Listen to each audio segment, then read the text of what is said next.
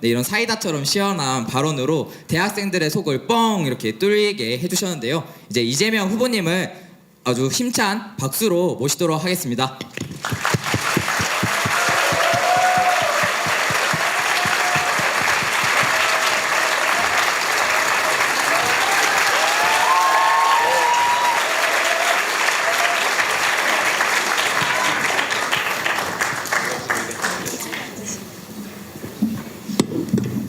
이거 취조당하는 기분이에요. 네, 후보님 이렇게 멀리 네. 광주까지 와주셔서 너무 감사합니다. 먼저 참석하신 분들께 간단하게 인사 부탁드리겠습니다. 간단하게 몇 분? 예. 네. 네, 인사 부탁드립니다. 네, 오늘은 그 진행 방식을 좀 알려주면 거기에 맞춰서 제가. 네, 방식은 이렇게 하시면 사전 질문 나온 것들 중에 제가 네. 저희가 질문을 드리면 답변해 주시고 객석에서 주로 질문 답변 이렇게. 네. 네. 그러면 다행히 준비한 게 없는 게 잘 됐네요. 그럼 인사를 간단하게. 네.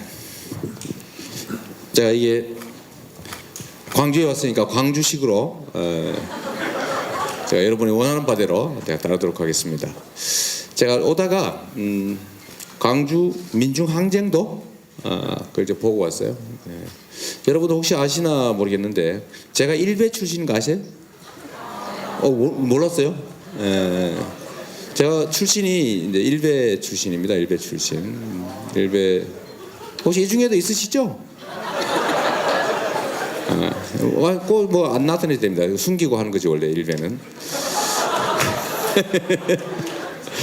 제가 왜 일베냐면 잘못된 정보들을 가지고 자기 인생을 망치는 그런 행위를 하는 사람들을 보통 일베라고 저는 정의하는데 제가 한때 그랬었죠. 제가 아까 우리 소개해 줄 때 14살부터 4년간이 아니고 초등학교 졸업하고 딱 고등학교, 중학교 다녔고 6년 동안 제가 공장 생활을 했는데 검정고시 출신이에요 저는. 근데 그 공장 생활을 할 때 80년 광주 민주화 운동을 그때 우리 광주 사태 또는 광주 폭동 이런 모양으로 우리는 봤죠. 그래서 제가 광주 민주화 운동을 보면서 야, 저 폭도들이 저거 나라를 망쳐먹으려고 저거 파출소 경찰서 무기고 틀어가지고 국군한테 총 쏘다가 저거 잘 죽었다 저거 왜 저거밖에 안 죽었냐 뭐 이런 얘기를 제가 제 입으로 했어요. 왜냐하면 주어지는 정보에 따라 사람은 판단하니까. 그렇게 그 적대심을 가지고 제가 대학을 갔는데 대학을 갔더니 웬 그 꼬재재한 그 시커먼 옷 입은 학생 같은 사람이 뭐 나무에 막 기어 올라가가지고 유인물 뿌리고 또 도서관 이런 데 매달려가지고 유인물 뿌리다가 막 잡혀가고 그러는데 그 사람들이 배포하는 유인물을 보니까 뭐 광주에서 무슨 뭐 군인들이 사람을 갖다 막 죽여가지고 뭐 어쩌고 이렇게 써놨길래 제가 처음에 그걸 보고는 야 그렇구나 확실히 학교에 빨갱이가 많다더니 진짜 많긴 많네. 에? 이런 거짓말을 저놈들 빨리 가서 그냥 좀 많이 살아야 되겠다 뭐 이런 생각하고 있었는데 그게 한 번, 두 번, 세 번, 네 번 지나고 나니까 그 진실을 알게 된 거죠. 처음에는 의심해 설마 두 번째는 그런가? 세 번째는 이게 내가 잘못 알았나 봐. 네 번, 다섯 번 반복되고 나니까 아이고 이 속았구나 이거. 이 속아서 내 입으로 그 억울한 피해자들을 내 입으로 험하게 비난했던 내 입을 이렇게 때려주고 싶더라고요.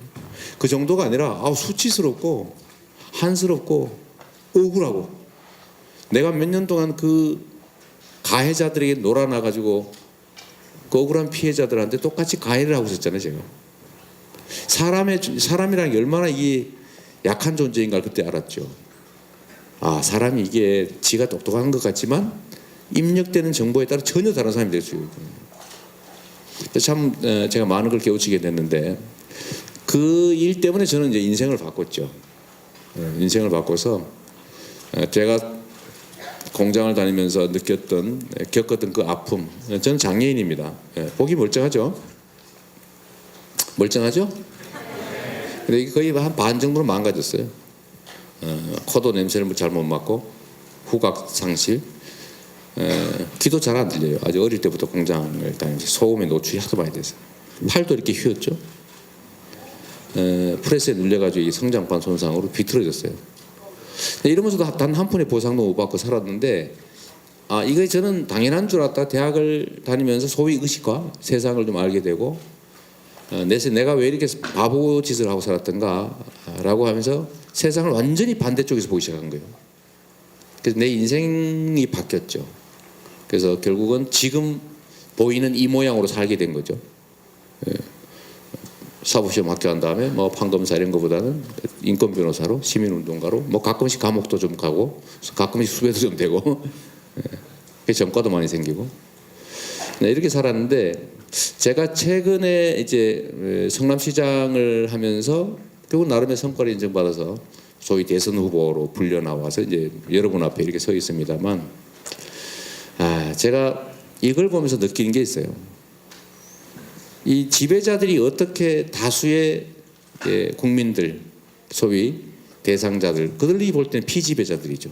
우리가 볼 때는 이 나라의 주인들인데 어떻게 지배하는가를 알게 됐습니다. 정보 왜곡을 통해서 지배하는 거죠. 스스로를 올가매는 거예요. 우리나라가 지금 왜 이런 어려운 지경에 처했을까? 청년들은 왜 이렇게 어려워졌을까? 사람들은 왜 이렇게 기회를 잃고 절망해 버렸을까? 왜 우리는 갈 곳이 없을까? 80년대 저는 82학번인데 이 82학번 80년대 학번들만 해도 웬만한 대학 가서 웬만한 학과를 나오면 웬만한 데 취직해서 뭐 평생 큰 걱정 없이 살 수 있었어요. 그런데 그 후로 이 사회가 발전을 했는데 세상이 좋아졌는데 왜 여러분은 갈 곳이 없습니까? 아니 세상이 발전을 했는데 왜 더 나빠졌어요? 이유가 뭐냐? 이건 이미 답은 나와 있죠. 우리가 가지고 있는 많은 기회, 자원 이런 것들이 특정 소수한테 너무 많이 몰려서 그런 거예요. 독점화돼서 그런 거죠. 불평등이 원인인 겁니다. 바로.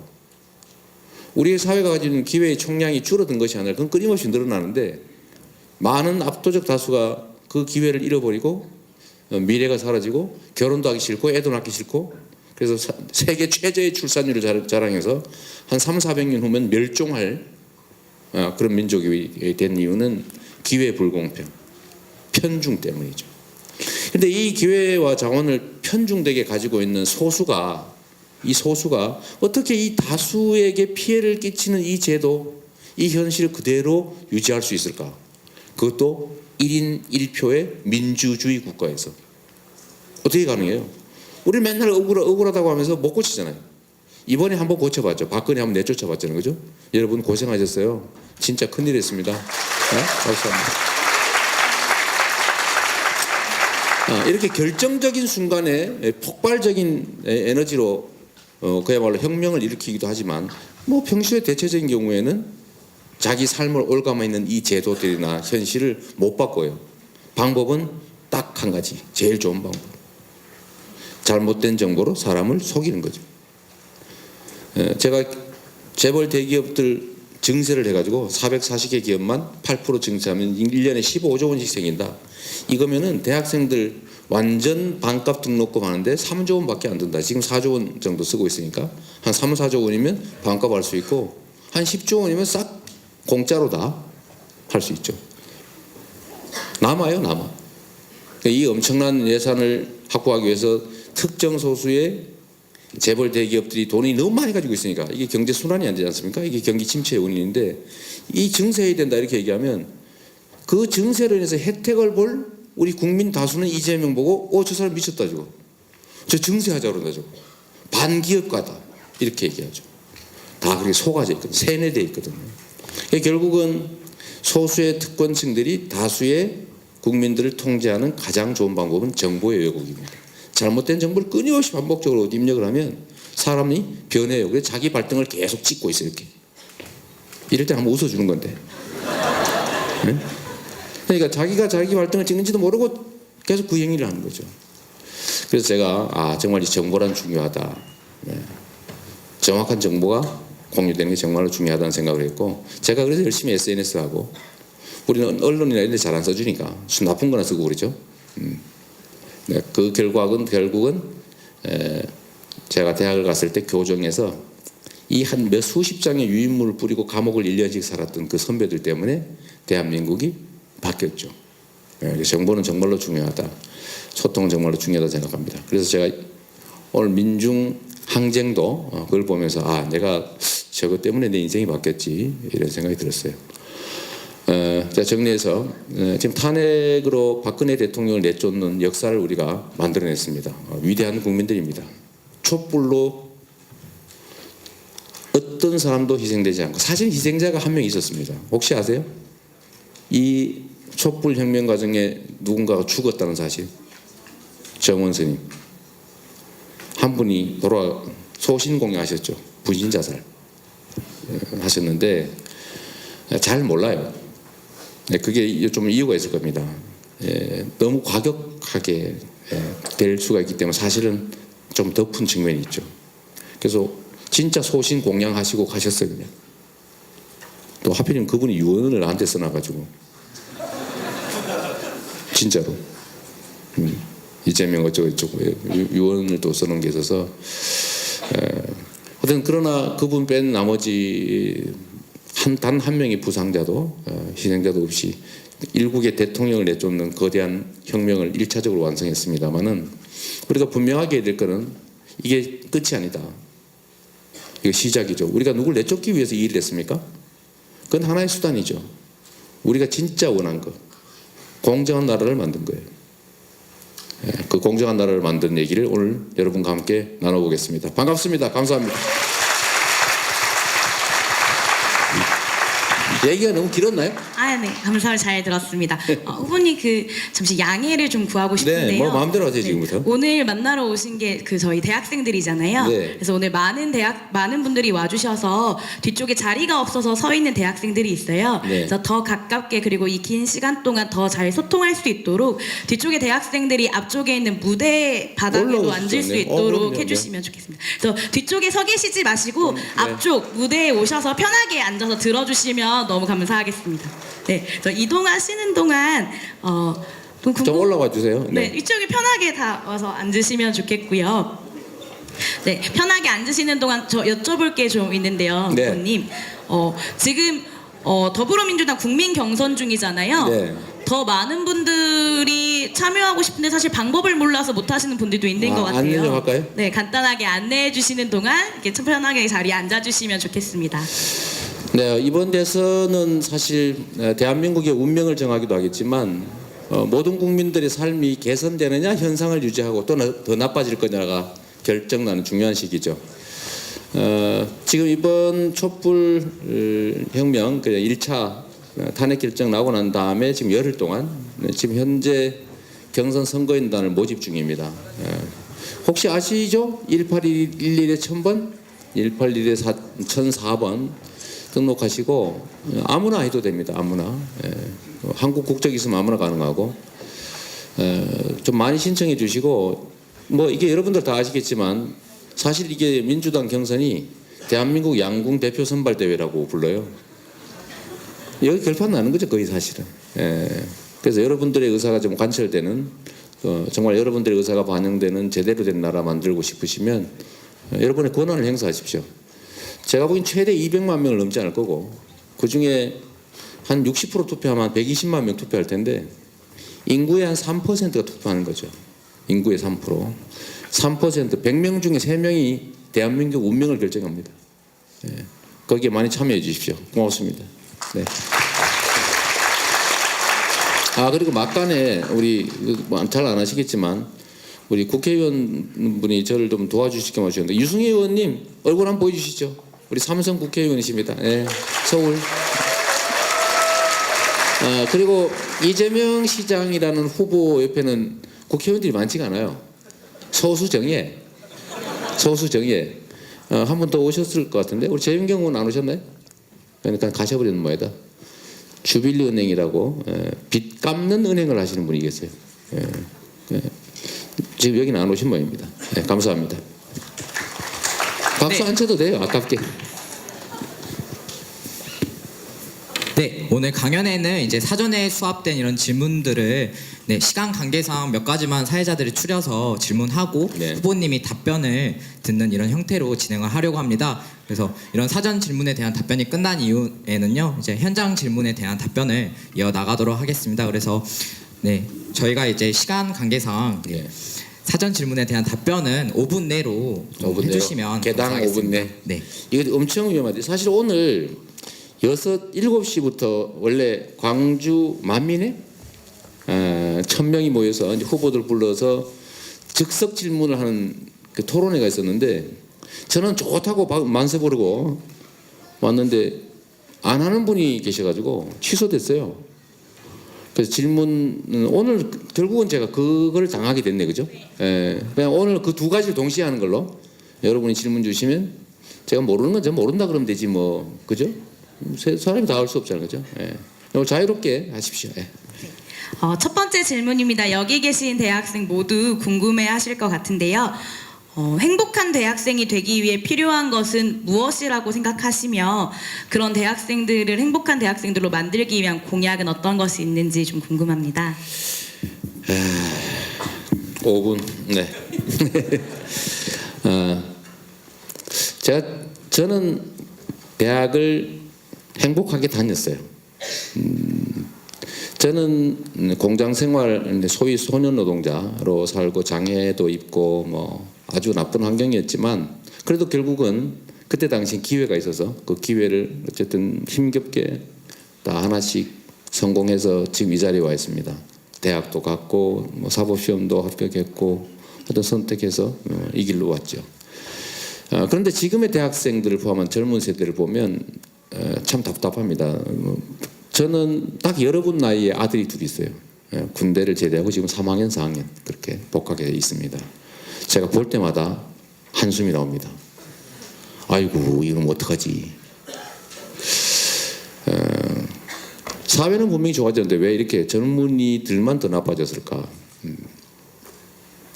여러분 취업하기 너무 어렵죠. 취업하기 어렵고 미래도 암담하고 한데 이게 좀 청년만이 처한 문제가 아니라 우리 사회 전체적으로 겪고 있는 구조적인 문제입니다. 일자리 문제만 하나 따져봐도 이게 일자리 총량이 줄어든 건 아닙니다. 일자리의 질이 나빠졌고 좋은 일자리가 줄어들다 보니까 그 좋은 일자리를 가질 수 있는 사람은 힘센 사람 또는 이 사회 안에서도 기득권자들이죠. 그리고 세대별로 보면 청년들이 가장 초년병이니까 가장 취약하죠. 그러니까 대기자들 중에 맨 뒷줄에 서 있는 거예요. 그러니까 앞줄 기성세대들조차도 문제가 해결이 안 되니까 이 초년병들한테는 기회가 전혀 없는 거죠. 그래서 청년용 일자리를 만든다고 하는 게 사실은 매우 무망해요. 그렇게 그런 면에서 보면. 자본주의 사회에서 기본적인 일자리라고 하는 것은 다 돈의 원리에 의해서 돈이 남냐 안 남냐 이 사람을 고용했을 때 이익이 되냐 안 되냐 이걸로 결판나는데 숙련되지 않고 경험도 많지 않은 젊은이를 쓰는 것보다는 시중에 그 젊은이의 어려운 시절을 겪어가지고 겨우 살아남은 경력 있고 그래도 숙련되어 있는 사람들이 있거든요. 그 사람들을 데려다가 돈 되는 기간 동안만 쓸 수 있도록 우리 사회가 고용 제도를 만들어 놨단 말이에요. 그러니까 기업하는 사람 입장에서는 새로운 자원을 데려다가 가르쳐 쓸 이유가 없어요. 그만큼 손해예요. 네가 죽을 둥 살 둥 고생해가지고 경력과 실력을 좀 더 쌓으면 그때 돈 될 때 갖다 뽑아다 쓰면 되는 거죠. 그렇기 때문에 청년들이 어려움을 겪고 있는 겁니다. 그래서 이 문제를 기본적으로 해결하기 위해서는 아주 종합적 대책이 필요해요. 취업 문제 하나만 놓고 보더라도 산업 구조, 고용 구조를 통째로 뜯어 고쳐야 됩니다. 예를 제가 하나만 들면 여러분들이 가고 싶은 데는 딱 정해져 있어요. 안정적이고 안 잘리고 쉽게 말하면 좀 험하게 표현하면 해고 안 당하고 한번 들어가면 안정적으로 있을 수 있는 곳. 두 번째 보수가 좋아야죠. 그래서 세 번째 깨끗해야지. 근데 이런 자리라고 하는 게 아주 소수입니다. 공기업, 그 다음에 대기업의 정규직, 그 다음에 공무원. 요 세 가지예요. 이게 한 200만 개밖에 일자리가 안 되는데 이게 점점 줄어들고 있어요. 왜냐하면 대기업들이 자꾸 비정규직을 쓰기 시작합니다. 비정규로. 자꾸 비정규를 늘리고 정규직은 줄여요. 그러니까 신규 채용이 없죠, 자꾸. 그런데 대기업들은 지금 30대 재벌 기업만 해도 770조 원을 사내 유보금을 쌓고 있습니다. 사내 유보금을 회사에다가 쓸 데가 없어가지고 회사에 가지고 있는 거예요. 돈을 벌어가지고. 근데 이게 아주 급증하고 있습니다. 1년 국민 총생산이 2015년에 1,559조 원이었어요. 그러니까 1년 동안 온 국민, 온 나라에서 총 생산하는 그 총액의 거의 절반 가까운 돈이 30대 재벌에 사내 유보금으로 묶여 있다 이 말이죠. 돈이 돌아야 일자리도 생기고 경제도 활성화되고 뭐 이럴 텐데 돈이 30대 재벌 안에 들어가서 그냥 차곡차곡 쌓이고 있습니다. 그러니까 이 사회 돈이 한번 돌다가 재벌 30대 기업에 가면 퐁당 빠져버리고 또 쭉 좀 돌다가 그건 퐁당 빠져버리고 그러니까 이 순환할 수 있는 돈이 없는 거예요. 이 중에 경제학 하시는 분들 학생들 계시겠지만 경제는 뭐예요? 순환이죠. 이 순환을 지금 막고 있는 거예요. 그러니까 이 노동자들 압박하고 일자리 질이 떨어뜨리고 하면 좀 돈이 좀 남잖아요. 그죠? 중소기업들 압박해가지고 중소기업들의 경영 성과를 다 뺏고 단가 후려치기라고 그러죠. 경영 성과 개선해 놓으면 확 깎아버려요. 그래서 그것도 대기업이 다 먹어버립니다. 그러니까 이렇게 하니까 고용을 많이 하는 중소기업들이 수익을 낼 수가 없어요. 그러니까 중소기업들이 월급을 많이 줄래도 줄 수가 없어요. 이게 전부 다 이렇게 피라미드처럼 재벌, 대기업 중심으로 다 이를 몰려가고 있는 거예요. 나머지는 겨우 목숨 부지를 하고 있는 상황이죠. 그래서 이거를 근본적으로 해결하는 방법은 이 강자 중심의 세상을 다수의 약자 중심으로 체계적으로 바꾸는 겁니다. 근데 이 일은 원래 정부가 하는 기본적인 역할이에요. 정치란 원래 억강부약하는 게 있습니다. 왜냐하면 사람들을 모아놓으면 힘센 사람은 지 마음대로 해요. 힘센 사람은 규제를 안 하면 안 할수록 좋습니다. 막 마음대로 할 수 있으니까. 근데 힘이 약한 다수는 강자가 규제돼야 살 수가 있어요. 그걸 하기 위한 게 바로 정부예요. 그걸 그냥 할 수 없으니까 그냥 하면 말을 안 들으니까 뭘 해요? 형벌을 가하기도 하고 국가의 권력이라고 하는 걸 부여해가지고 강제로 시키기도 하는 거죠. 이게 권력입니다. 근데 이 권력을 가진 사람들이 지금은 소위 우리가 촛불로 좀 지져가지고 조금 지금 고치긴 했는데 촛불로 좀 지지니까 좀 고치잖아요. 그죠? 근데 기본적으로 억강부약해야 될 그 수단인 권력을 강자들의 이 횡포, 약탈 이런 걸 도와주거나 아니면 그걸 비호하는 대가로 자기들의 이익을 챙기고 있다는 거죠. 이걸 부패 권력이라고 그러죠. 그러다 보니까 이 사회가 70년 동안 계속 강자는 더 강하게, 약자는 더 약하게, 약자의 숫자가 점점 늘어난 거죠. 중산층이 사라지고. 그래서 이거를 근본적인 방향을 바꿔야 된다. 그래서 하는 방법은 강자들이 횡포가 불가능하게 정치 권력 자체가 깨끗해져야 된다. 그래서 그 힘으로 강자들을 규제해서 약자들과 함께 살 수 있게 해야 된다.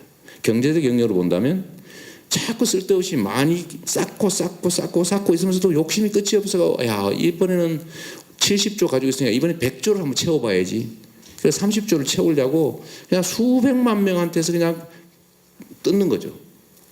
근데 이걸 못하게 강자를 규제하고 약자들 중소기업을 보호하고 정부가 예를 들면 재정 지원을 하더라도 삼성전자는 이런 데 돈 막 1년에 20몇 조씩 버는 데다가 R&D 지원 자금을 왜 줍니까?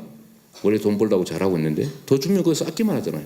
예를 들면 그걸 중소기업에 지원하고 또 중소기업이 우리나라 고용의 75%를 맡고 있단 말이에요. 재벌 대기업들은 기껏해야 뭐 얼마 안 받아요. 그러니까 중소기업을 지원하면 고용이 확 늘어납니다. 똑같은 돈이라도.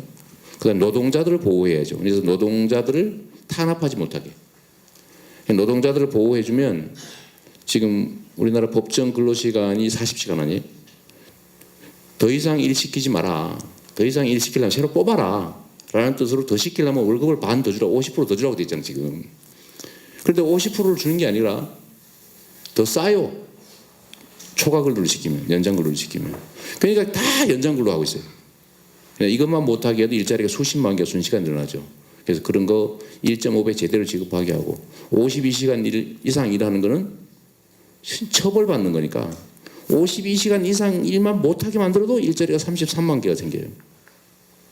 52시간 이상 일하면 형사처벌하게 되는데 우리나라는 무려 354만 명이 52시간 이상 일하고 있어요. 그 52시간 이상 일하는 것만 떼가지고 새로 그 52시간까지 일하는 사람을 새로 뽑는데 33만 명이 필요하다고. 우리나라 실업자가 지금 130만이 넘었다고 아우성인데 뭐 100만 명이라고 하기도 하고 3분의 1을 해결할 수가 있습니다. 보호 조치 하나만으로도. 근데 이거는 노동자를 보호해야 되거든요. 그래서 노동자를 보호하고 또 한 가지는 국민들의 가처분 소득을 늘려줘야 된다. 지금 내수 경기가 침체돼 가지고 물건을 만들어도 살 사람이 없습니다. 기업도 죽게 생겨서 지금. 그러려면 과도하게 쌓이고 있는 이익을 세금으로 걷어서 국민들에게 이제 가계 소득을 늘려서 경제 순환이 되게 하는 게 경제의 역할이죠. 그래서 이런 경제 활성화와 공평한 세상으로 좀 전환을 하는 것이 첫째고, 거기에 예를 들면 대학생 문제들도 일부가 있는 거죠. 청년 문제, 대학생 문제도 그 중에 일부라는 거예요. 예를 들면 고용을 늘린다. 지금은 청년 고용을 늘리기 위해서 뭘 하고 있냐면 청년 실업 대책만으로 2조 원을 쓰고 있는데 2조 원. 동그라미 하면 2조 원이면 얼마예요? 동그라미 몇 개예요? 잘 모르겠죠. 엄청난 돈이지 않습니까? 국가 예산이 400조인데 한 2조 원을 쓴대요. 근데 뭘 하고 있냐면 청년을 고용하면 50만 원씩 더 줘요. 회사에. 그러면 회사가 어떻게 합니까? 이거 2년이 한도인데 2년 동안 청년을 쓰다 잘라버려요. 그리고 새로 또 50만 원 지원받기 위해서 또 써요. 그 2년 지나면 또 잘라. 그러면 이게 청년을 고용하는 정책이에요? 청년의 불안정 고용을 유발하는 정책입니까? 청년의 불안정 고용을 유발하는 정책이죠. 그리고 이게 청년 정책이라고 하는 거예요. 실제로는 제 생각에는 그 50만 원을 청년들 직접 주시면 얼마나 좋습니까? 아니 어차피 정부가 하는 건데. 그러니까 그런데 왜 청년을 직접 안 주고 회사를 줄까? 이게 기본적인 방향이 그렇습니다. 그래서 대학생 청년 정책들도 사실 근본적인 정책 대전환이 필요하다는 거고, 너무 길어서 걱정되죠? 앞으로는 좀 짧게 할 테니까. 이 행복한 대학생이 되기 위한 이재명은 뭘 준비했냐?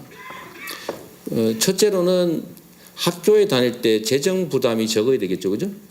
그래서 반값 등록금 이렇게 얘기하면 너무 식상하니까 체계적으로 구조적인 방법을 만들어냈어요. 지금은 대학생들 장학금을 1년에 4조 원 넘게 지원합니다. 그래가지고 뭐 이래저래 하니까 14조 원 중에서 뭐 어떻게 하니까 반값은 사실상 반값 됐다 이렇게 어거지 쓰고 있는 거죠. 그래서 그렇게 하지 말고 지금 현재 한 4조 5천원 쓰고 있으니까 대학생 등록금 총액이 한 14조 됩니다. 14조. 그러니까 3조 정도를 더해가지고 이걸 통째로 대학에다 지원을 아예 해준다. 공영형 사립 때는 지원하는 대신에 정부 통제를 따른다. 입시를 공동으로 한다든지 뭐 이렇게. 대학 국공립은 현재 절반으로 줄인다. 아예 장학금을 주지 말고 등록금을 내려버려야 되는 거죠. 그러면 사립대들도 정부 지원을 운영비의 절반 이상을 국가에서 해줄 테니까 등록금 아예 통째로 내려라. 장학금 주지 말고 구차하게. 이런 방향으로 저는 하려고 하죠. 그래서 실질적으로 등록금 자체를 통째로 반으로 내리는 걸로 이렇게 나눴고, 두 번은 이제 뭐 대학생들의 그 대출금 이자를 정부가 대신 내주자. 학교 다닐 동안. 아까 보니까 우리 누가 30살 될 때가 학교 다니고 계시던데. 하여튼 학교 다니는 동안은 성남시에서는 이미 하고 있어요. 성남시 학생들은 성남시가 전액 학자금 대출을 다 대신 내주고 있죠 지금. 이거 박수 안 쳐요?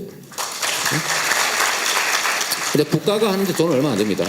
그리고 이제 취업할 때까지 학자금 대출 채무를 유예해 주자.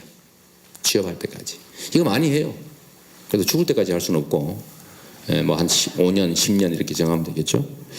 그다음에 뭐 주거 정책 이런 것들은 저희가 뭐 공공형 기숙사 등등 있는데 생략하기로 하고, 제일 중요한 건 역시 일자리 문제니까, 일자리 문제는 아까 얘기했던 것처럼 두 가지 정도는 직접적 대책으로 저희가 준비하고 있습니다. 하나는 여기 남학생들 군대 갈 사람 많죠. 군대 갈 때 가능하면 본인이 선택할 수 있게 월급을 받고 3년 근무할 거냐, 월급 안 받고 그냥 강제로 가서 21개월 하고 나올 거냐, 선택할 수 있게. 이 모병제, 선택적 모병제인데요. 10만 명 정도를 청년 일자리를 만들 겸 전투력도 강화할 겸, 그래서 무기, 전투, 장비 전문 요원으로 10만 명을 뽑자. 돈 별로 안 들어요. 어차피 군인들인데 보수를 좀만 더 주면 되니까. 그 다음에 두 번째로는 공공 일자리를 늘리는데 우리 목표는 30만 개. 첫째는 모병 10만, 나머지 예를 들면 소방 2만, 경찰 10,000명, 근로감독관 10,000명, 교사 40,000명, 영양, 보육 뭐 등등 사서 등등 한 2만 이렇게 하면 10만 정도 나오고요.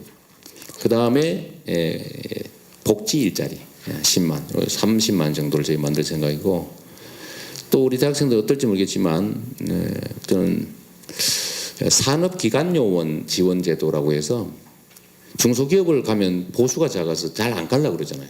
한 5년 정도 중소기업도 지원할 겸 본인들이 보수도 보존할 겸 해서 10만 명의 산업기관요원 연간 1,000만 원 정도를 5년간 정도 지원해 주는 대신에 중소기업에 근무하는 걸로. 그럼 그 다음에 경력이나 실력이 쌓여서 좀 전직할 수 있게 되겠죠. 그런 정도의 일자리, 직접적 일자리 준비 작업을 좀 했고 공약은 발표했습니다. 그 다음에 제일 중요한 건 역시 고용, 산업, 경제 구조를 통째로 뜯어고친다. 그래서 안정적인 좋은 일자리를 많이 만든다. 좀 뜬금없어 보이는데 저는 이게 4차 산업혁명 시대를 맞춰서 IT 융합 콘텐츠가 어쩌고 해가지고 그래서 일자리 100만 개 이거보다 더 낫다고 생각해요. 그리고 제가 하나만 마지막으로 이게 되게 중요한 사실인데요. 인류는 끊임없이 기술 발전을 해왔고 생산력이 늘어나서 직업은 사라져갔어요. 이거 어떻게 적용해 왔을까요? 생산력이 올라가면 필요한 생산을 하는데 드는 시간이 줄어들지 않습니까? 그러면 고용이 줄어들겠죠. 이거를 어떻게 해결해 왔을 것 같아요? 추상적으로 봤을 때 노동시간 단축을 통해서 해결해 왔습니다. 노동시간 단축을 통해서. 그래서 노동시간 단축은 인류 역사의 발전과 궤를 같이 합니다. 끊임없이 노동시간은 줄어들죠. 앞으로도 마찬가지로 노동시간 단축으로 좀 가야 된다. 첫 얘기라서 말이 좀 길어서 미안합니다. 네. 네. 제 얘기는 여기까지. 네. 박수도 안 해주네. 아, 진짜.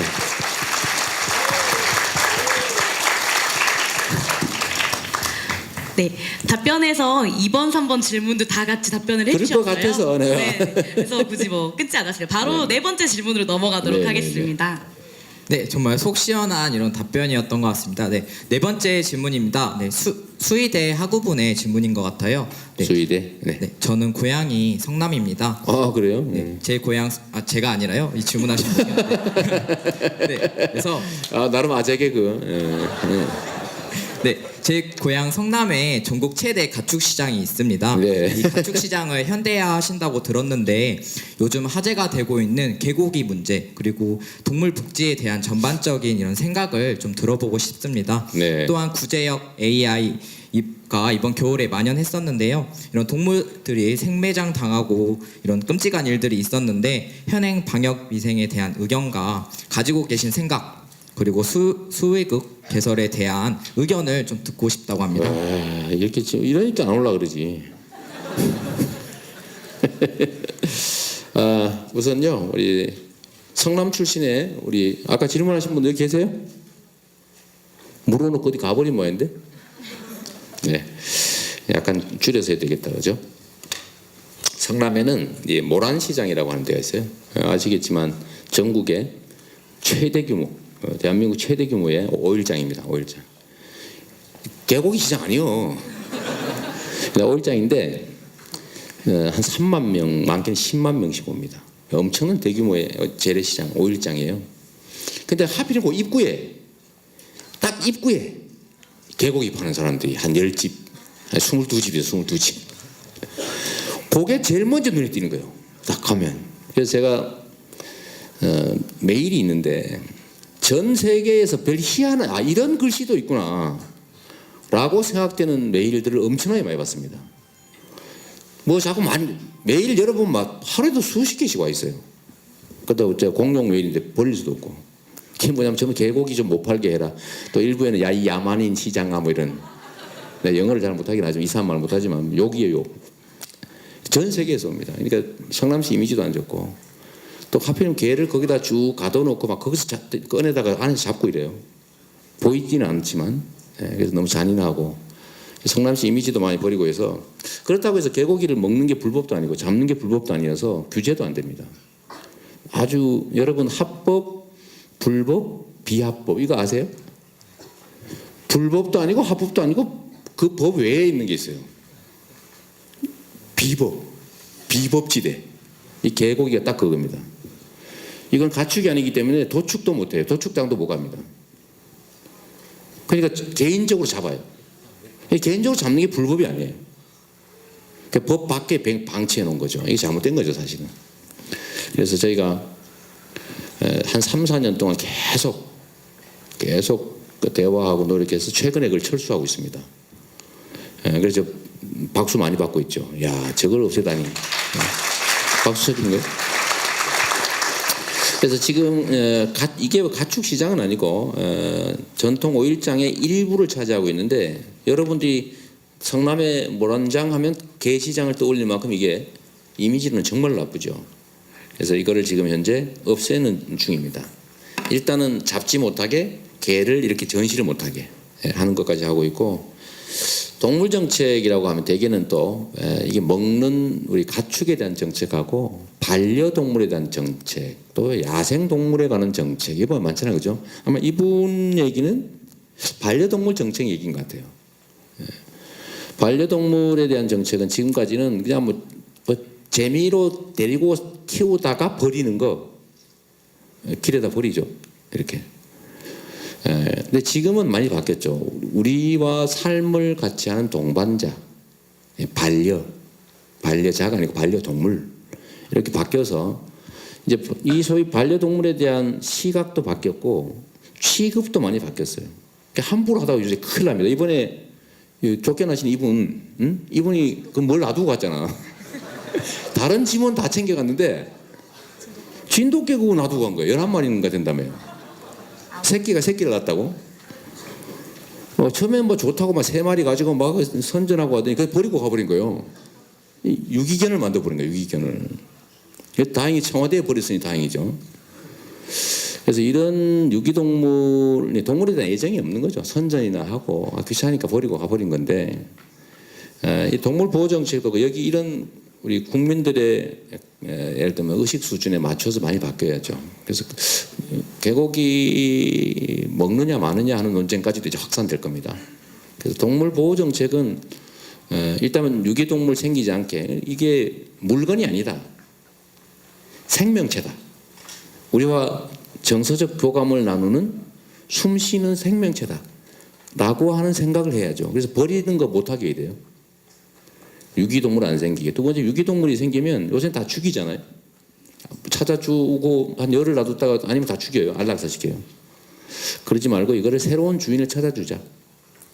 그래서 아예 유기동물들 입양 제도를 철저하게 좀 만들고, 아예 동물은 못 사게 하자. 반려동물 거래를 금지하는 나라가 많습니다. 자꾸 사가지고 가지고 놀다 버리고 이러니까. 그리고 새끼 농장 있잖아요. 막 기계적으로 키워서 팔려고 이거 못하게 하는 그런 것도 좀 필요한 것 같고요. 이 얘기를 너무 길게 하면 재미없는 사람도 많으니까 여기까지 하고, 구제역, AI 이런 집단 감염병에 대한 국가의 대책이 뭐냐, 어떻게 해야 되냐. 이 기본적으로 이 구제역이나 AI 같은 전염성 가축병들은 집단 사육에서 발생합니다. 원래 건강하게 따로따로 제대로 우리가 옛날에 소 키우듯이 한 마리 키우고 이러면 절대 안 걸리죠. 이거를 수십 마리를 갖다 케이지라고 하는데 집어넣어 놓고, 돼지 같은 경우는 꼼짝도 못하게 태어나는 순간부터 꼼짝도 못하게 있다가 잡히는 거거든요. 그러니까 이게 면역력도 약해지고 집단 사육을 하니까 감염병 생기면 쫙 퍼지고.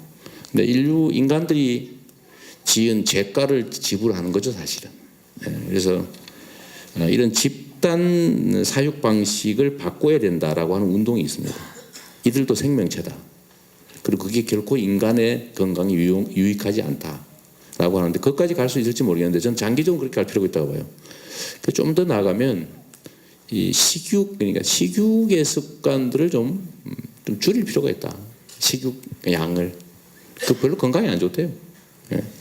그런 거 필요하겠고, 우리나라 방역 정책이야 뭐 기가 막힌 정도 수준인데, 제가 간단하게 에피소드 하나를 얘기하면, 이번에 조류 독감이 생겼잖아요. 3천만 마리를 넘게 죽였거든요. 3천만 마리 상상되십니까?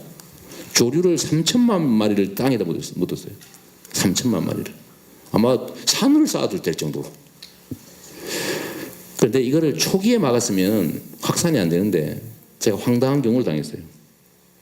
성남시의 모란장이 전국에 닭, 오리 이런 조류들 거래량이 많습니다. 어느 날 공문이 왔어요. 정부에서. 앞으로 다른 종류는 다 거래를 계속 금지하는데 예외로 토종닭은 팔게 해라라는 정부 공문이 왔어요.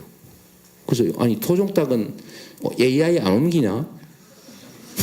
물어봤더니 정부에서 가짜로 토종닭은 아직 발병한 일이 없고 이런저런 보안 조치를 하면 괜찮으니까 팔으래요. 그래서 제가 얼른 조사를 해봤더니 토종닭도 그때 이미 다 발병하고 있었어요. 토종닭 협회가 정부에 로비를 한 거예요. 토종닭 협회, 토종닭은 대량 사육이 안 됩니다. 토종닭은 기껏해 몇십 마리 이렇게 키우거든요. 양계하고 좀 달라요. 근데 거기는 서민들이 많습니다. 그러니까 대량 키우는 사람 기업들이고, 그러니까 이 서민들이 숫자가 많으니까. 근데 이 사람들 봐주려고 정부에서 토종닭은 괜찮은 걸로 치고 좀 보안 조치를 한 다음에 팔으라고 지시를 전국에 공문을 내린 거예요. 그거 했으면 아마 지금도 죽이고 있을 거예요. 그래서 제가 그걸 거부했죠.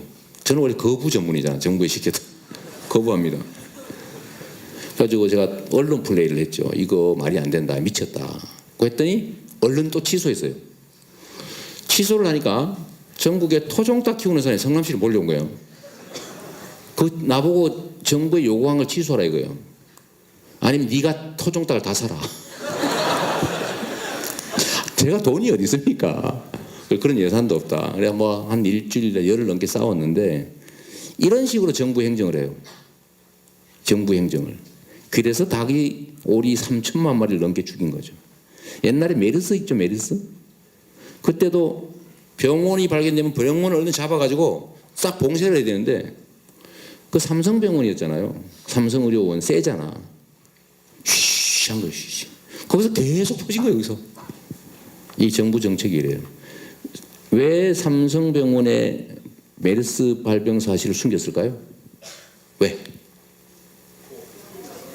삼성병원 손해볼까봐. 삼성의료원 손해볼까봐. 이 말이 됩니까? 그래서 전 국민이 고통을 겪었죠. 그래도 그나마 다행입니다. 이제 큰일 날 뻔했어요. 정말. 지금 요 물어보신 분 답이 됐는지 모르겠는데 아마 안 됐겠죠. 예, 이걸로 넘어가죠. 예.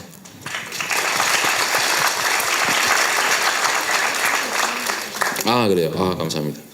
네, 다음 질문입니다. 일단 물을 좀 한 모금 하시고 질문. 네, 다음 질문은 중요한 문제인 것 같습니다. 지금 복잡하게 외교 문제들이 얽혀 있습니다. 잘못된 위안부 합의도 있고 사드 배치 문제도 있습니다. 이런 복잡한 외교 문제 어떻게 해결해 나가야 할지 후보님의 이야기를 좀 듣고 싶습니다. 네, 이게 외교, 특히 사드. 지금 대한민국의 가장 심각한 문제는 내부의 이 불평등이라는 경제 침체, 또 뭐 젊은이들의 일자리, 저출산 등으로 인한 이 총체적 위기, 이 문제죠. 근데 이건 2차적인 거예요. 지금 현재 진짜 위기는 사드라는 걸로 촉발된 국제적 위기입니다. 여러분 우리가 시선을 좀 바꿔서 좀 전 세계의 역사로 한번 가보자고요. 강대국 사이에 끼어 있는 반도국가, 예를 들면 이탈리아 이런데 반도국가를 상상을 해보세요. 여기는 발기발기 찢겨져가지고 망해버렸거나 아니면은 엄청나게 흥했거나 둘 중에 하나입니다. 이 반도국가는 기회와 위기 요인을 동시에 갖고 있어요. 이 강대국도 사이에 끼어서 여기 뜯기고 저기 뜯기고 이러면 이제 망하는 거예요. 그런데 강대국 사이에서 그 강대국의 힘을 이용해 가지고 여기서 뜯기는 게 아니고 이쪽에서 뜯고 이쪽에서 이만큼 준다 너 얼마 줄래? 왜 뜯고 이러면 번성할 수가 있습니다. 지금 우리가 뭘 보고 있냐면 필리핀 한번 보세요. 필리핀 두테르테 여러분 아시죠? 내치는 어떻게 하는지 요새는 잘 모르겠는데 저는 뭐 그 인권 침해하고 뭐 그래서 별로 안 좋아하는데 외교 영역에서는 발군의 실력을 발휘하고 있습니다. 아시는지 모르겠는데 필리핀이 미국하고 70년 우방이에요. 동맹이에요. 군사 동맹 국가입니다. 근데 두테르테가 들어와가지고 중국하고 경제 군사 교류를 시작했어요. 그러니까 미국한테 맨날 압박당하고 있는데 미국이 지금 필리핀에서 막 매달리고 있어요. 이렇게 우리하고 좀 더 놀아주라고. 이게 왜 이래 됐냐면 미국의 기본 전략은 태평양을 중심으로 중국을 봉쇄하는 겁니다. 이렇게 그 라인에 호주, 뉴질랜드, 인도네시아, 그 다음에 필리핀, 일본, 한국이 있는 거예요. 쫙 막는데 이 필리핀 중간에 이렇게 딱 막고 있는 건데요. 필리핀이 딱 이걸 돌려 세워가지고 중국하고 딱 손을 잡아버리면 어떤 일이 벌어지냐면 미국이 단절됩니다. 이게 두테르테가 오바마한테 욕하고 그랬죠 그때. 그래 시끄러웠어요. 근데 지금은 이걸 가지고 나 이렇게 확 가버린다라고 하니까 미국이 특사를 보내고 난리가 났어요. 제가 보기엔 필리핀은 흥합니다. 중국에서 제가 알기로는 벌써 26조 원인가 25조 원인가 뜯었어요. 경제 협력을 받은 거야. 이거 뜯었다 그러면 안 되는데 그죠? 근데 이건 사실이에요. 근데 미국한테도 좀 줘봐. 그럼 네가 어떡할 거야? 줘야지. 이게 완전히 반대로 가버린 거예요. 전에는 필리핀은 여기 맞고 중국에 맞고 미국에 뜯기고 이런 상황이었거든요. 그래서 이 반도 국가의 운명은 그 국가 지도자의 의지와 강단 여부에 따라서 그야말로 흥하는 길로 갈 수도 있고 망하는 길로 갈 수도 있는데 지금 이 쫓겨난 이분이 절대는 해서는 안 될 짓을 저질러 버린 거예요. 그게 뭐냐면 한, 미, 일, 이 라인을 통해서 중국 봉쇄를 하기로 하고 그 봉쇄 수단의 하나가 바로 사드입니다. 여러분도 기회 되면 사드는 이 정도는 다 이해하시겠죠. 여기 오실 정도면. 사드는 한반도 안보에 도움이 안 돼요. 수도권 방어는 안 돼 아예. 제외. 인구의 절반이 사는 대한민국의 60, 70% 몰려있는 수도권에는 북한 핵미사일 날라도 사드는 무용지물입니다. 사드 방어 한도가 충북까지예요. 충북. 최대 방어 구역이. 수도권은 제외. 그리고 이 사드 때문에 지금 중국의 경제 제재 당해가지고 망하게 생기죠 지금. 북한은 사드 때문에 중국이 북한의 핵 개발, 미사일 개발을 막기 위한 국제 공조에서 가장 핵심적인 역할을 하고 있어요. 왜냐하면 중국이 북한의 뒷문을 막고 있잖아요. 근데 원래는 열심히 막았어요. 근데 한미일 이 3국이 사드 배치를 통해서 한일 군사정보 보호협정까지 맺고 이거 하려고 사실 위안부 합의를 강제로 해버린 겁니다. 한일 군사정보 보호협정을 하려고. 그런데 이 세 곳이 모여가 손을 잡고 자기를 봉쇄를 하니까 여기서 같이 북한을 때리고 있다가 야 이거 큰일 났네 이거 이렇게 된 거예요. 그래서 북한하고 손을 잡기로 마음먹고 싹 돌아서고 있습니다. 관계 개선이 되는 거죠. 왜냐하면 전선이 만들어지는데 자기끼리 때리고 있을 수는 없잖아요. 그래서 북한이 소위 국제공조에서 좀 벗어나고 있습니다. 여유가 생기고 있어요. 그래서 안보상 우리가 손해를 본 거예요. 더 큰 손해는 뭐냐면 이제 중국 우리는 남북 간의 군사 충돌만 걱정해도 야 전쟁 나면 큰일 나는데 이렇게 걱정하고 있었는데 이제는 미중 간에 어디 전 세계 어디에서라도 군사 충돌이 발생하면 바로 첫 번째 한반도로 미사일 날라옵니다. 왜냐하면 중국은 이 사드가 자기들의 안방을 들여다보는 눈이라고 보는 거예요.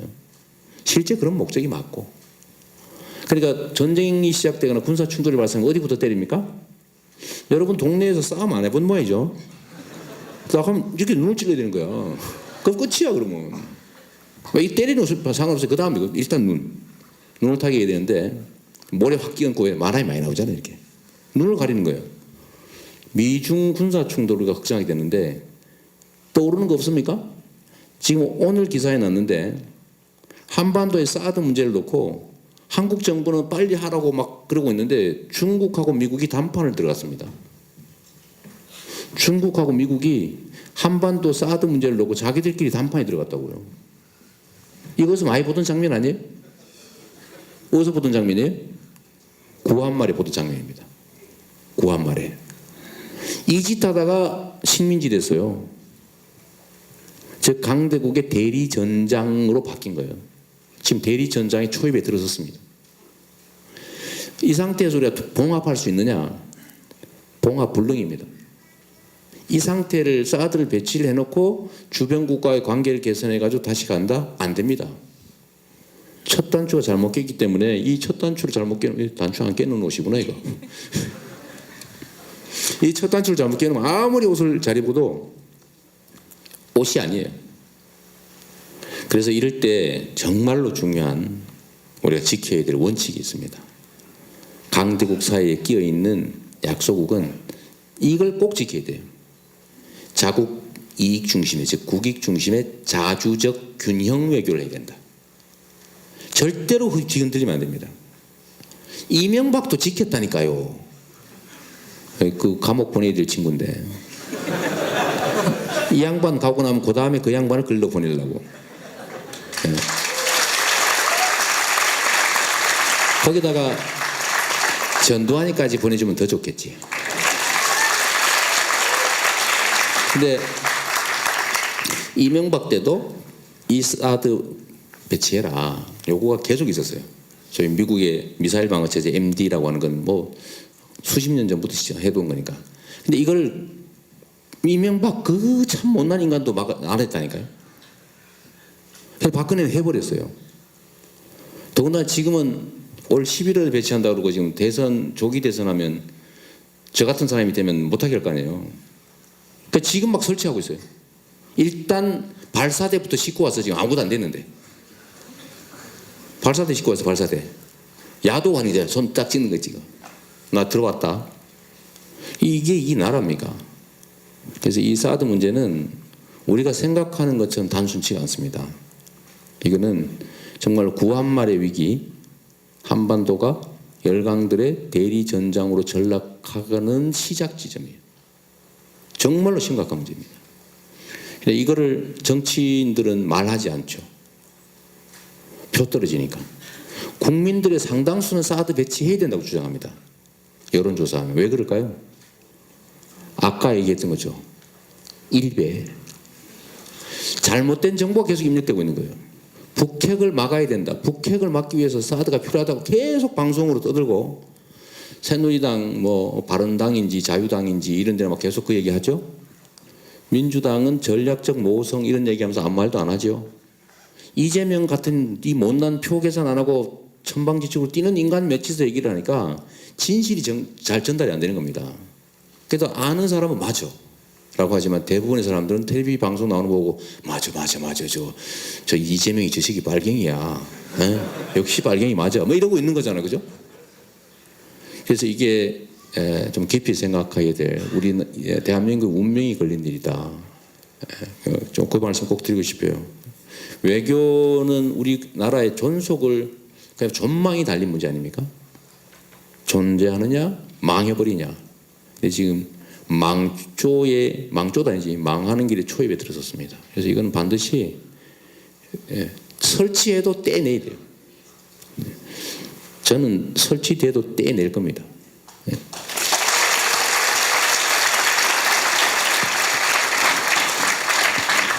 네, 자주적 국방외교 좀 인상 깊었던 말인 것 같습니다. 네, 저희가 이제 사전 질문에 대한 답변들을 들은 이후에 이렇게 강연에 참석하신 분들이 적어주셨던 네. 현장 질문에 대한 답변도 많이 기다리고 있습니다. 네. 그래서 답변을 조금만 짧게 해주시면 감사할 것 같습니다. 중요한 얘기라서 길게 했고 앞으로 짧게 할게요. 네, 다음 6번째 질문입니다. 이것도 좀 중요한 질문인 것 같은데요.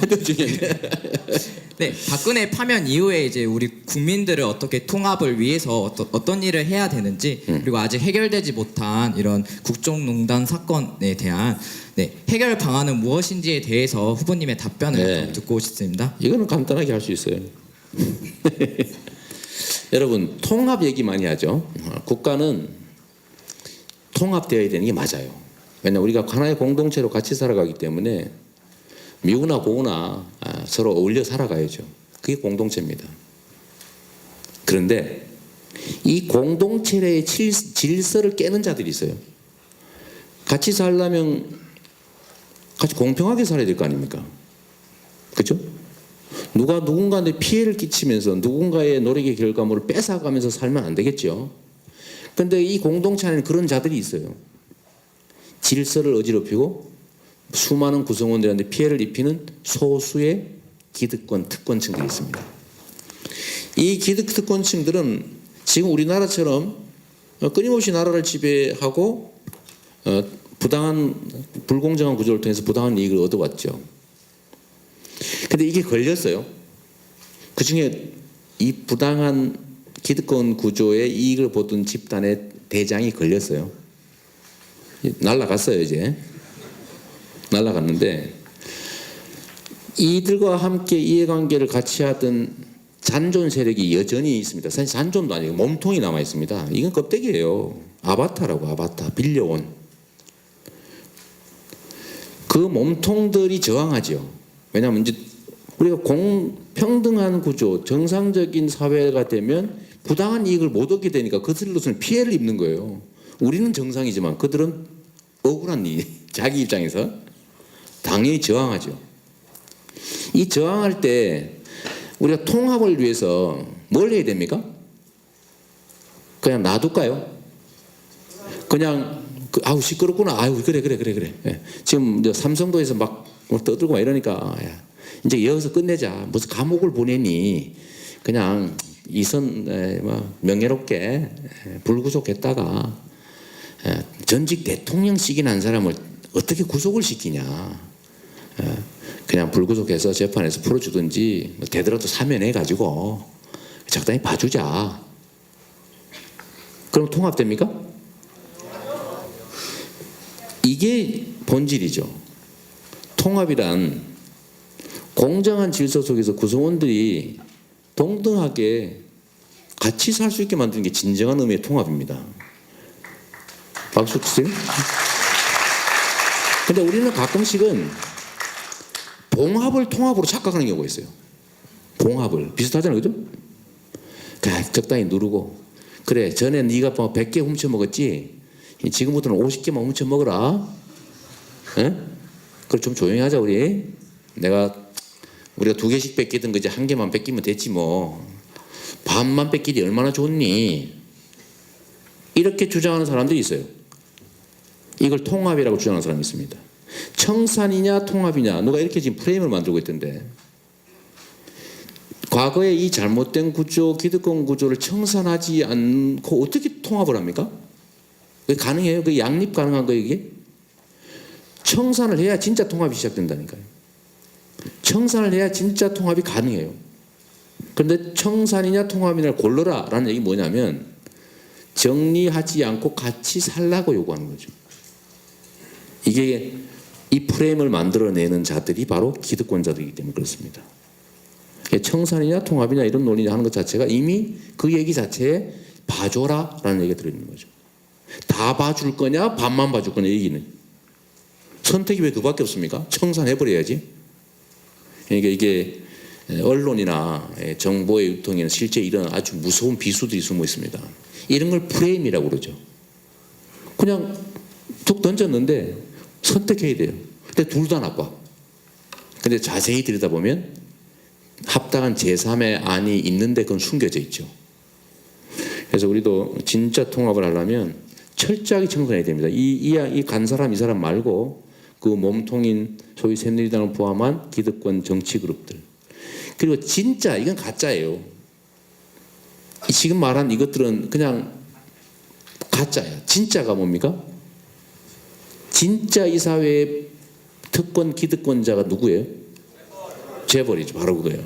경제 권력자들. 북한 3대 세습 비난하죠 우리가? 재벌은 왜 3대 세습합니까? 세금도 안 내고? 그건 왜 괜찮아요 여러분? 이건 더 나쁜 거죠. 그런데 그게 가능한, 왜냐하면 자기들이 이 나라를 지배하고 있기 때문이죠. 법도 지배하고 권력도 지배하고 대통령도 지배하고 대통령을 지배하고 있던 최순실도 지배했죠. 네? 그들이 진짜 그러면 어떻게 할 거냐? 해결 방안은 이미 정해져 있어요.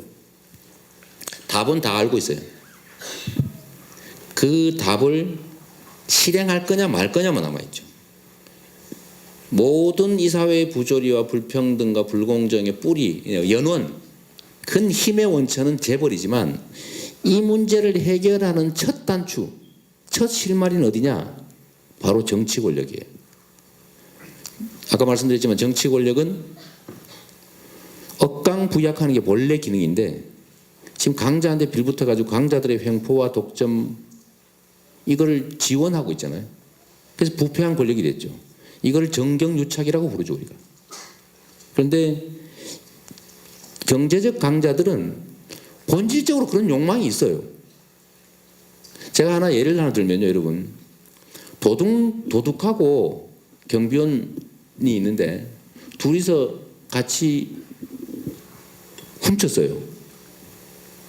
둘 다 나쁜 사람이죠? 누가 더 나빠요? 바로 그거예요. 근데 대체적으로 도둑이 더 나쁘다고 생각합니다. 근데 경비원이 확실히 나쁜 이유가 있어요. 도둑한테는 훔치지 말라고 돈 주지 않았어요. 근데 경비원한테는 훔치지 말 뿐만 아니라 훔치는 사람을 막으라고 돈을 줬는데 훔쳐서 나쁘고 막지 않아서 나쁜 거예요. 따따블로 나쁜 짓이라는 거죠. 즉 똑같은 죄를 지어도 고위 공직이나 권력을 가진 자들이 저지른 범죄가 훨씬 더 나쁜 이유입니다. 물론 피해도 훨씬 더 커요. 그래서 재벌들이 저렇게 욕심 부리는 거는 원래 그런 거니까. 근데 그걸 규제할 의무가 있는 정치 권력이 거기에 부안해동하거나 그걸 도와주고 돈을 받아먹고 한 거는 그건 정말 용서해서는 안 될 일이죠. 그래서 그 첫 출발은 소위 부패 권력의 청산이죠. 그리고 그걸 할 수 있는 건 뭐냐? 바로 검찰이죠. 검찰을 깨끗하게 운영해서 제대로 그 일을 할 수 있는 첫 출발은 뭐냐? 인사권자. 검찰에 대한 인사권자. 누구예요? 대통령을 잘 뽑으면 됩니다, 여러분. 네. 네, 사전 질문 중에 마지막 질문입니다. 참사 내용이었는데요. 네. 세월호 참사의 진상규명과 책임자 처벌이 아직도 이루어지지 않고 있고요. 그렇죠. 아까도 처음 인사하실 때 이야기해 주셨지만 5.18 관련해서도 네. 마찬가지인 것 같습니다. 최근에 5.18에 대해서 집단 학살의 증거인 총탄이 발견되는 등 아직도 너무나 많은 일들이 있는데요. 이 세월호와 5.18에 관한 후보님의 의견을 네. 들어보는 걸로 사전 질문 마치도록 네. 하겠습니다.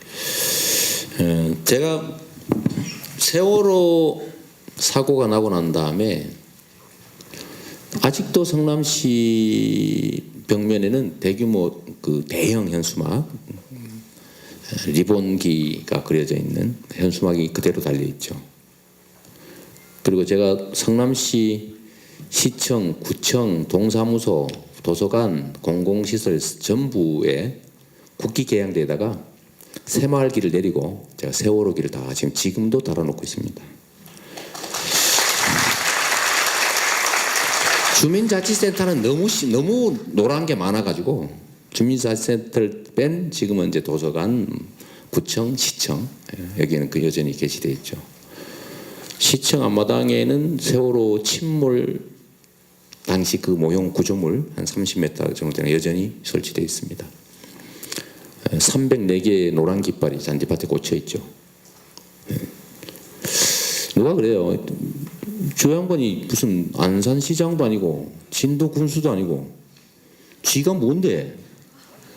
그래가지고 욕 엄청나게 많이 먹었습니다. 특히 성남 시민들 중에도 다 동의하는 건 아니잖아요, 그죠? 항의하고 막 시장실로 쳐들어오고 왜 그런 거 네가 마음대로 하느냐? 그래서 내가 시장이니까 합니다.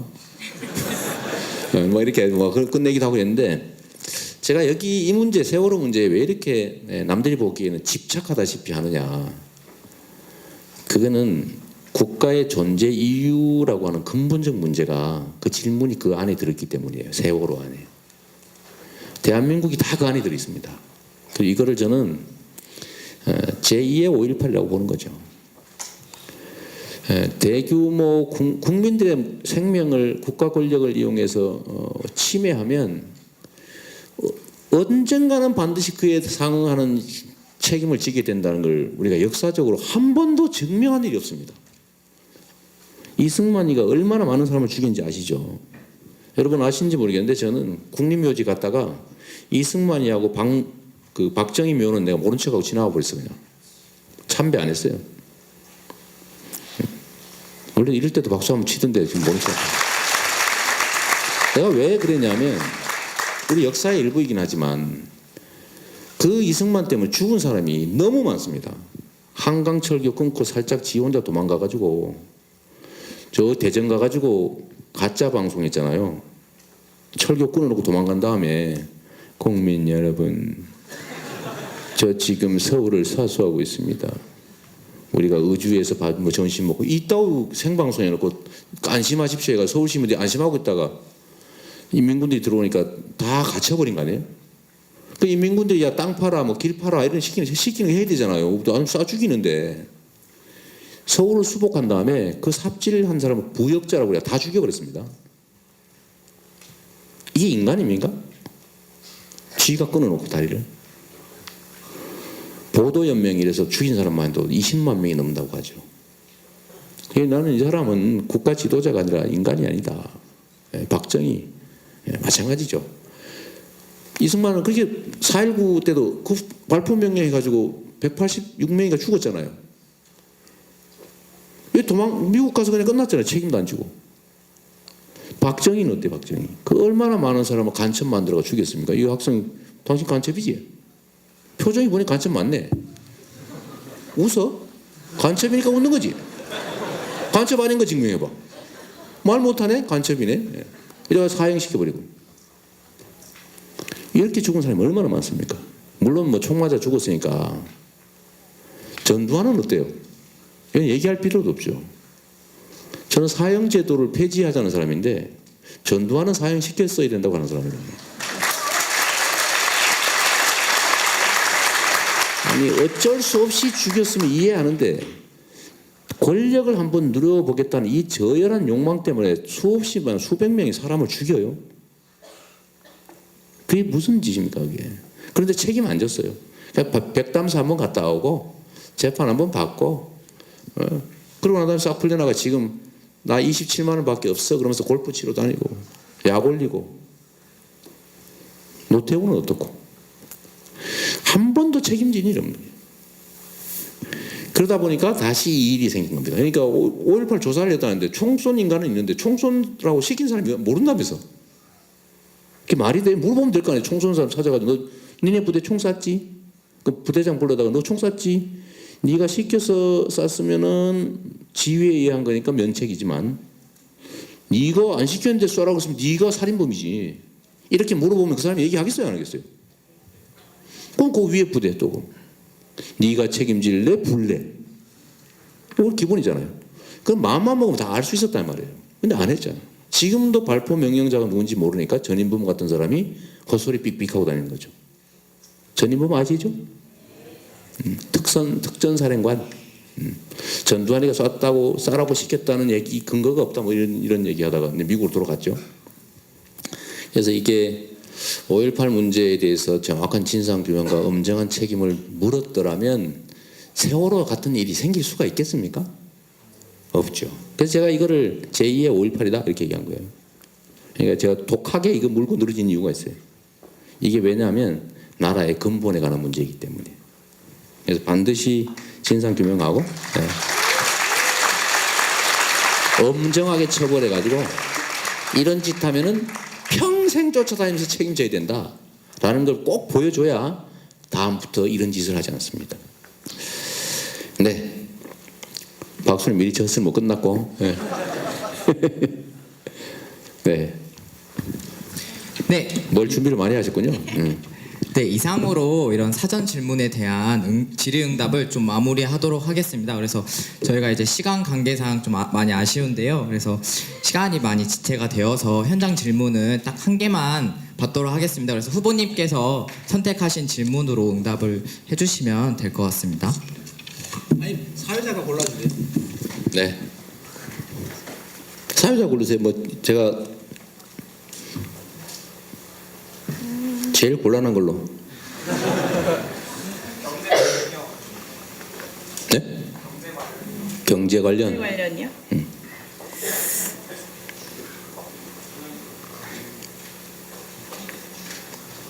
그럼 고르는 시간에 뭘 질문을 직접 해보시죠. 질문을.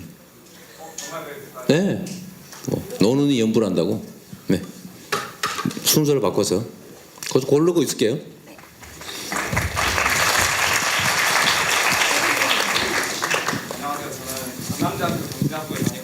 경제학부. 네, 저는 경제학부에 다니고 있는 일산학번 김연수라고 합니다. 네. 네, 저는 사실 얼마 전에 시장님께서 나왔던 JTBC 썰전이라는 프로그램을 봤는데요. 네. 이제 복지 정책에 쓰일 국가 재원을 마련하는 방안에서 네. 이제 시장님은 이제 가로등 예산을 반으로 줄여도 네, 일부. 네, 이상이 없었다는 걸 예시로 들어서 그런 식으로 국가 재정을 복지 재정을 마련하신다고 하셨는데 저도 가로등 예로 들면은 국가 전체적으로 보면은 당장 광주에도 길을 지나다 보면은 정말 범죄가 일어날 수도 있겠구나라고 생각이 될 정도로 가로등이 노후가 되고 심지어는 없는 데도 있습니다. 이제 그런 재원을 혹시 그런 방안으로 쓸 수 있다고 저는 생각하는데 이제 제가 드리고자 하는 말은 이제 국가 구조조정을 하신다고 하셨는데 물론 부서에 있어서 예산이 필요 이상으로 제정된 곳도 있겠지만은 그 예산을 제대로 쓰이지 않는 부서도 있을 겁니다. 분명히 그런 거에 대해서는 어떤 기준으로 혹시 구조조정을 하실 계획이신지 궁금합니다. 예를 들면 국가 살림이든 개인 살림이든 다를 바가 없거든요. 우리 어머니들이 집에서 되게 살림을 하시잖아요, 그죠? 매달 들어오는 수입이 일정하죠. 나름 아끼고 열심히 앉으세요. 네. 뭐 벌 쓰는 것도 아닌데 뭐. 나름 아끼고 아껴서 치열하게 살아요. 그런데 이 가게 살림하고 정부 살림이 본질적으로 다른 게 있습니다. 그게 뭐냐면 가게 살림은 아끼면 내 돈이에요. 애들한테 뭐라도 하나 더 해줄 수 있어요. 정말로 아껴서 알뜰살뜰 삽니다. 정부 예산은 쓰다가 예산을 아껴서 남지 않습니까? 그럼 자기가 못 가져요. 반납해야 돼요. 그냥 반납도 아니고 계속 반납하잖아요. 열심히 아껴가지고 그 다음부터는 배정되는 예산이 줄어들기 시작합니다. 아, 너 필요 없구나. 이렇게 되는 거죠. 지방자치단체도 비슷해요. 우리 광주시장 여러분 원망하지 마세요. 왜 성남시장처럼 못하나. 구조적 차이가 있습니다. 성남시는 시민들이 세금을 많이 내서 땅값 비싸니까 정부에서 지원을 받지 않아요. 지네들이 내는 돈으로 잘 사니까 너는 더 안 도와줘. 근데 광주는 시민들이 내는 세금이 적으니까 정부에서 지원을 수천억을 받습니다. 근데 광주에서 세금을 열심히 아끼잖아요. 그러면 돌려줘야 돼요, 정부에다. 그걸 계속 아끼잖아요. 내년부터 예산이 줄어요. 지원 예산이. 성남시는 예산을 아끼지 않습니까? 그러면 내 마음대로 쓸 수 있어요. 치과도 초등학교 치과도 주고 뭐 교복도 만들어 줄 수 있고 재밌는 거는 1인당 예산은 성남시가 더 적다는 거예요. 정부 지원되는 예산을 합쳐서 실제 1인당 쓰는 예산을 따져보면 더 적어요. 희한하죠? 왜냐하면 효율적으로 쓰기 때문에. 저는 쥐어짭니다. 정부 지원이 없는 대신 아끼는 만큼 제가 딴 용도로 쓸 수 있어요. 즉 제 득표에 도움이 되는 데다 쓸 수 있어요. 포퓰리스트잖아 내가. 에? 공짜 좋아하잖아, 공짜. 그들의 말에 의하면. 근데 이게 원래 정치와 자치의 핵심이죠. 네 잘하면 표 얻어서 계속 할 수 있고 못하면은 너 혼나고 했는데 성남시는 아끼는 만큼 딴 데 쓸 수 있으니까요. 막 교복도 해주고 대학생 등록금 이자도 아까 다 대주고 사실 뭐 어떻게 하면 인심을 더 얻을까 이걸 막 시장은 맨날 머리를 굴리고 있는 거죠. 쥐어 짜다 안 되니까 가로등 한번 깎아보자. 이제 또 지금 내가 뭘 깎아볼까 고민 중이에요. 어떻게 하면 저 낭비 요인을 줄여가지고 쥐어 짜가지고 시민한테 더 주고 내가 득표를 인심을 더 얻어가지고 대선 지지율을 올려볼까? 아니 이거 원래 정치인이 하는 거죠 원래. 이거를 구조적인 문제가 차이가 있다라는 거예요. 그래서 자치권을 확대해줘야 될 이유가 거기 있습니다. 자치권을 확대해주면 재정 집행의 효율성이 확 늘어나요. 아니 똑같아요. 지금 두 분 계신데 각 100만 원씩 주고 이 용도에다 써라. 대신에 당신은 남는 돈을 당신이 가지고 당신은 남은 거 나한테 돌려줘. 이러면 두 사람이 똑같은 사업에 쓸 때 어느 쪽이 더 많이 쓰겠어요? 이 효율성의 차이는 하늘과 땅 차이입니다. 근데 정부의 예산은 아무도 감시하지 않아요. 그냥 정해진 대로 많이 쓰면 더 많이 줘요. 최대한 합리성을 가장해가지고 최대한 많이 써야 돼. 아우 부족합니다. 아우 우리 죽을 지경이에요. 이렇게 만들어야 자기 부서에 돈이 많이 와. 돈을 많이 쓰면 여기에 또 짭짤하게 들어오지요. 여기 뭔지 몰라요? 인마이 포켓이라고 여기 좀 있단 말이에요.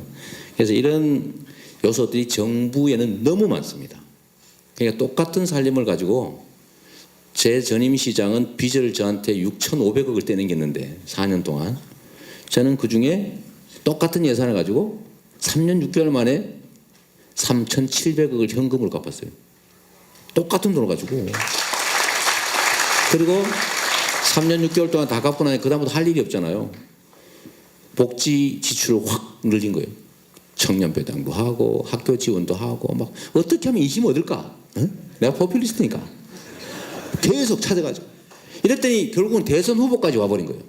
응? 그래서 정부는 지방자치단체보다는 훨씬 그런 여지가 많습니다.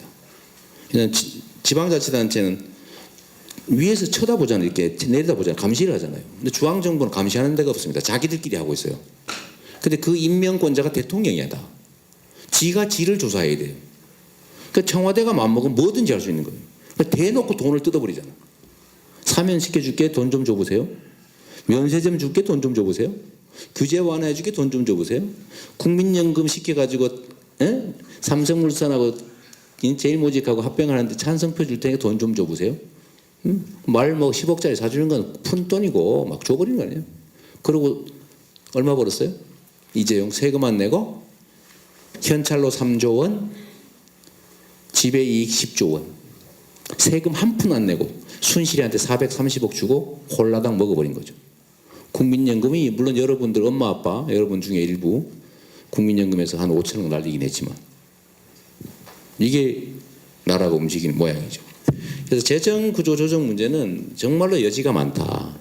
여지가 많아서 제가 무슨 뭐 기본소득 이런 거 하겠다고 하니까 그 많은 돈을 어디서 마련하냐 그래서 아니 400조 중에서 7%인데 47이 28 그죠? 28조 국민 1인당 2,800만 명한테 100만 원씩 줄 수 있다. 이거 저는 내년에 당장 할 내 손가락에 장을 이러면 안 되나? 네, 그래요. 네. 충분히 가능합니다. 마음먹기 따라서. 정부에는 낭비용이 너무 많아요. 우리 허경영 선생이 하신 말씀 있죠. 이번에 출마 못한답니다. 네, 출마하면 제가 좀 곤란할 뻔했는데 선거법 위반 아직 피선거권 제한이 남아서 못 나온대 이번에. 네. 아까 그거 찾았어요? 네. 네네. 네. 그래. 마지막 질문입니다. 아주 짧게 대답해 주시면 좋겠습니다. 네네네. 포퓰리스트, 네, 포퓰리스트, 그리고 국민들의 촛불로 만들어진 이 전국에서 그리고 사드 문제를 비롯한 여러 외교 문제 복잡성 그리고 레드 컴플렉스가 극심한 이 분단 국가의 대선 후보로서 여쭙니다. 통일될까요? 통일될까요에 대한 질문에 대한 답은 통일해야 합니다로 답하겠습니다. 해야죠. 이 나라의 모든 불안의 뿌리는 분단이고 또 이 나라의 소수의 특권 기득권층들이 자기의 권력을 유지하는 가장 강력한 권력 기반이 분단입니다. 통일이 안 되는 제일 큰 이유는 사실은 우리 안에 있어요. 통일이 안 되는 이유는 북한에는 극좌 세력들, 분단이 북한 예를 들면 지배 체제를 유지하는 게 북한 지배 체제에도 지배 집단이 유리합니다. 왜냐하면 소위 인민을 통제할 때, 저 서들어 이제 큰일 났다 지금 이게 제일 좋아요. 이 소위 남한도 소위 우익 기득권 세력들은 자기들의 권력 특히 부당한 권력, 정상적인 권력 같은 그러지 않죠. 부당한 이익을 유지하기 위한 부당한 권력을 유지하는데 제일 도움된 요소가 현재 분단 구조죠. 그래서 이 분단으로 이익을 얻는 자들, 그들이 이 나라의 이 남북의 실제로 권력자들이기 때문에 통일이 안 되고 통일될 만한 고춧가루 확 뿌려가지고 심지어 휴전선에 총 좀 쏴달라고 돈 주고 여러분 이거 모르시죠? 이것도 시간이 좀 지나서 총풍 사건이라고 실제 있었던 사건입니다. 총풍 사건. 내가 고발당했는데 허위사실 유포했다고. 이게 사실이에요.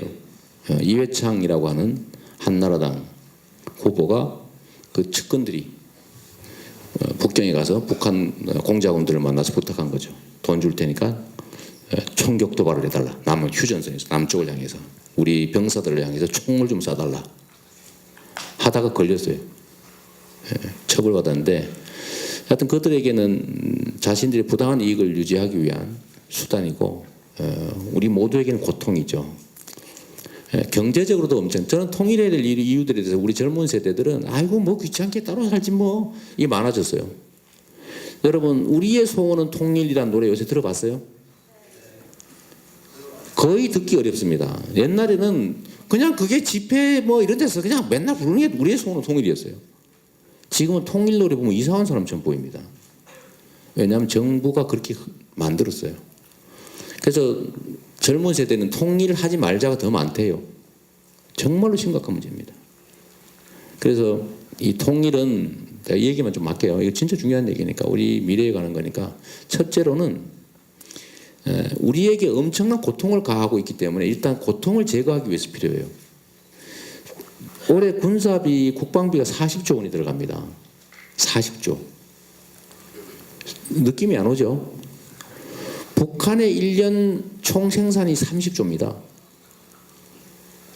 북한의 1년 총생산이 30조예요. 북한 1년 총생산보다 더 많은 국방비를 우리가 지출하고 있습니다. 그런데 맨날 미군 없으면 진대요. 뭘 얼마나 해먹었길래. 사드 없으면 큰일 안 되잖아요. 이 엄청난 직접적 비용 외에 간접 비용이 또 있어요. 우리나라는 외국에서 돈 빌릴 때 이자를 더 많이 줘야 됩니다. 지정학적 리스크. 이 나라는 전쟁을 할지도 모르기 때문에 이자를 더 많이 받아요. 외국에서 돈 빌리면 이자 더 줘야 돼요. 예를 들면 한국 기업의 주가도 할인됩니다. 이거 위험한 지역에 있는. 이 손해가 엄청나죠. 그 다음에 만약에 우리가 통일을 할 경우에 얻을 이익을 생각해 보십시오. 우리 경제 활로가 사실 북한에 있어요.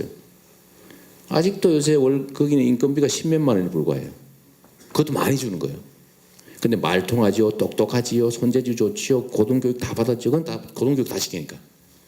고등교육 다 받았죠. 통역 필요 없지. 자원 엄청나게 많죠. 가깝지. 이거 완전히 황금의 땅입니다. 이 경제적 측면에서 보면 이게 너무 야박한 얘기긴 한데 우리나라 경제가 그야말로 폭발할 수 있는 지역이에요. 그래서 개성공단, 금강산 관광 다 해야 됩니다. 우리가 더 많이 득보지 저들이 득보겠어요? 개성공단도 빨리 복귀해야 되고 금강산도 빨리 재개해야 되고 경제교류 대화 빨리 시작해야 되죠. 또 한 가지는 우리가 강대국이 되는 길이에요. 우리가 국제사회에서 맨날 약소국이라서 이래 취하고 저래 맞고 이게 피해가 너무 큰데 남북이 통일되면 인구 7,500만 약 8천만 가까이 독일 규모가 됩니다. 독일 규모. 그리고 이 뛰어난 기술력과 생산력 그다음에 잠재력 이것 때문에 바로 세계 강대국 수준으로 올라갑니다. 우리가 다른 나라를 괴롭혀서 특별히 뭘 뜯어서 먹고 살려고 하는 건 아니지만 우리가 안전하게 살 수 있게 되죠. 안전하게 강하게. 그리고 마지막으로 인도적 차원에서 우리 같은 언어를 쓰고 같은 형제인데도 아직도 형제인데도 부모 자식 간에 못 만나고 있는 이상가족 문제를 포함해서 이런 민족적 문제가 심각합니다. 그런 고통이 있어요. 이게 지금 개나 소는 만나는데 사람만 못 만나? 네? 다 만날 수 있는데 북한 내에 있는 가족만 못 만나요. 이게 이런 비극이 어디 있습니까? 지구 반대편에 있는 사람도 만나잖아요. 그래서 이 문제들 인도적 차원에서도 필요하고 모든 면에서 또 우리가 영구적으로 역사의 눈으로 보면 말이죠. 전쟁 두렵죠. 전쟁이 보통 한 200~300년 만에 한 번씩 뭐 길면 한 500~600만 원에서 엄청난 대규모의 체제 변형적인 전쟁 혼란이 벌어지는데 이 남북한의 지금 전쟁이 끝난 지 지금 53년이 끝났으니까요. 이제 60년밖에 안 지났습니다. 지금 전 세계에서 가장 대규모 전쟁이 벌어질 가능성이 가장 압도적으로 높은 데가 바로 이 한반도입니다. 지금 우리는 내성이 생겨 잘 몰라요. 그런데 길게 세계의 눈으로, 역사의 눈으로 한반도를 이렇게 들여다보면요, 진짜로 일촉즉발의 화약고입니다.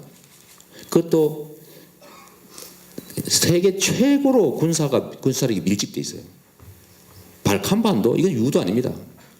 그리고 톡 건너면 터져버리게 돼 있어요. 지금 멀리서 보면. 그러니까 우리가 얼마나 위험한 세상에 살고 있는가. 우리가 겨우 안전하게 한 50년 살았다고 쳐요. 만약에 50년 후에라도 단 한 번이라도 일이 생기면 우리의 자식들은 다 죽습니다. 그래봤자 100년, 130년밖에 안 돼요. 얼마나 위험합니까? 멀리서 역사의 눈으로 보면. 그래서 이 위험을 제거해야 돼요. 통일하는 것이 그 위험을 근본적으로 제거하죠. 통일이 안 되면 지금도 여전히 총을 들고 서로 죽이려고 백몇십만 명이 총을 겨누고 거죠. 누군가 예를 들면 이 박근혜 이분이 그냥 진격 졸다 나와가지고 순실히 말 듣고 그냥 진격하라고 이러면 다 죽는 거예요.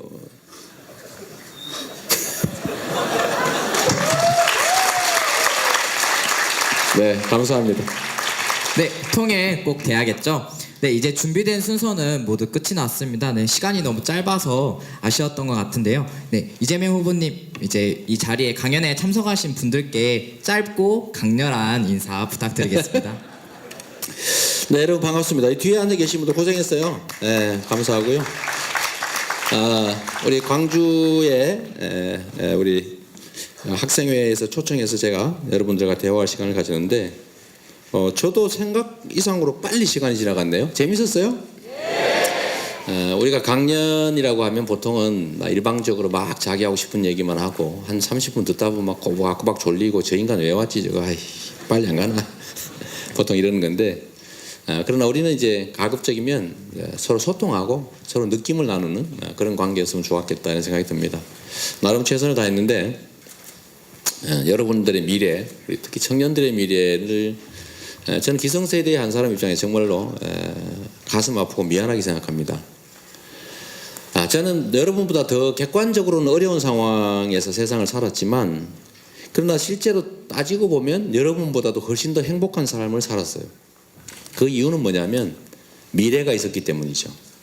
희망이 있었기 때문에. 그래서 그 가혹한 환경에서도 저는 살아나왔죠. 근데 여러분들 보면 객관적으로는 좀 더 안정되고 좀 나은 상황이긴 한데 미래가 너무 불확실하고 또 기회가 봉쇄되어 있어서 그야말로 얼마나 답답할까라는 생각을 합니다. 근데 여러분 우리의 삶은 누구도 바꿔주지 않습니다. 우리의 삶, 우리의 미래는 우리 스스로 만들어야 되는 게 맞아요. 가혹하지만 사실이에요. 누구도 저절로 해주지 않습니다. 특히 이 표를 먹고 사는 민주주의, 대의민주주의 사회에서는 이 표가 정말로 중요해요. 저도 보니까 좀 착해 보이죠. 근데 정치인으로 사실 착하지 않아요. 기본적으로 정치인은 자기 생존이라는 문제가 있어요. 지지를 획득하고 득표해야 돼요. 지지가 더 중요한 게 아니라 득표가 더 중요합니다. 지지 아무리 받아도 득표 못하면 생명이 날아가는 거예요. 정치인으로 생명이 날아가죠. 그래서 뭘 하냐면 투자했을 때 효과가 있는 쪽에 투자합니다. 예산 배분을 해도 어떤 쪽이 표가 더 될까를 고려합니다. 미안하지만 꼭 정의론만으로 가지 않아요. 저도 이런데 다른 쪽은 어떻겠어요? 그래서 제가 여러분들한테 여러분들의 삶을 개선하는 방법에 대해서 이거 하나만 말씀드리도록 하겠습니다.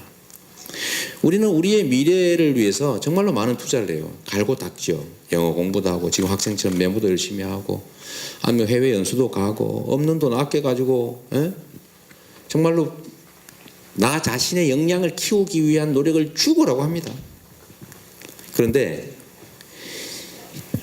기회 관문이 요만큼밖에 안 되는데 이 관문을 통과할 사람은 수만 명이다.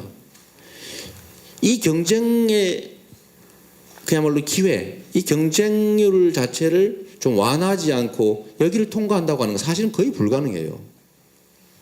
거의 불가능해요.